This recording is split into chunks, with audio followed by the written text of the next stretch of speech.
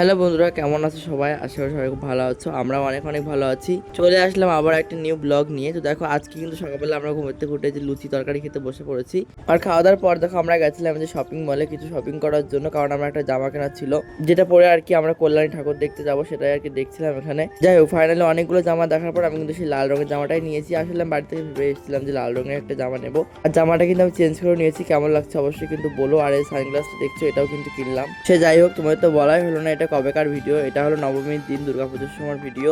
সেদিন আমরা সকাল 10টা 11টার সময় গেছিলাম কল্যাণী পুজো দেখার জন্য। সবার ভিডিওতে দেখছি কল্যাণীতে প্রচুর ভিড়, তাই জন্য তো ভেবেছিলাম অনেক ভিড় হবে, কিন্তু দেখো আমরা এসেছি এমন টাইমে, এখন তো পুরোপুরি ফাঁকাই বলতে পারো। মানে যেরকম ভিড় হওয়ার কথা ভেবেছিলাম সেরকম কিন্তু ভিড় হয়নি। এই যে দেখো প্যান্ডেলটা এখন দিনের বেলায় কেমন লাগছে।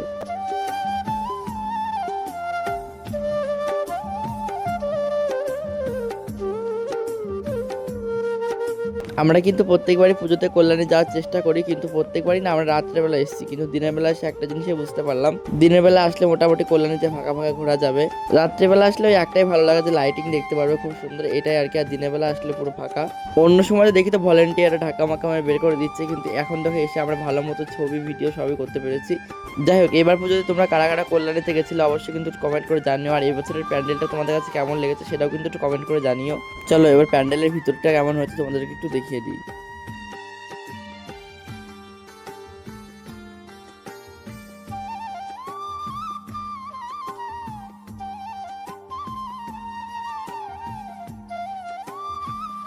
কল্যাণী আইটিআইএম ঠাকুর দেখা কিন্তু আমাদের হয়ে গেছে। এখন আমরা এসেছি যে কল্যাণী রথতলা ঠাকুর দেখতে। আর এই বছরের এই প্যান্ডেলটা কিন্তু দুর্গাপুজোর ফার্স্ট হয়েছে, আর এখানে কিন্তু মোটামুটি ভালোই ভিড় ছিল। তোমাদের দুটো প্যান্ডেলের মধ্যে সবথেকে কোন প্যান্ডেলটা বেশি ভালো লেগেছে অবশ্যই কিন্তু কমেন্ট করে জানিয়ে দিও। তো চলো প্যান্ডেলের ভিতরটা তোমরা একটু দেখে নাও।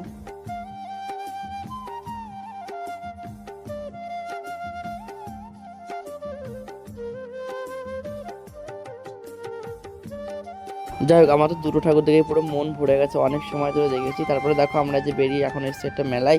এটা আর কি রথতলা প্যান্ডেলের পিছনে একটা সুন্দর মেলা বসে, সেখানে আর কি আমরা ঘোরাঘুরি করছিলাম। আর এখানে এই মেলার পাশে না একটা সুন্দর মন্দির আছে। আমরা যখন আগের বার এসেছিলাম তখন কিন্তু এই মন্দিরের ওখানে গেছিলাম, অনেকটা সুন্দর।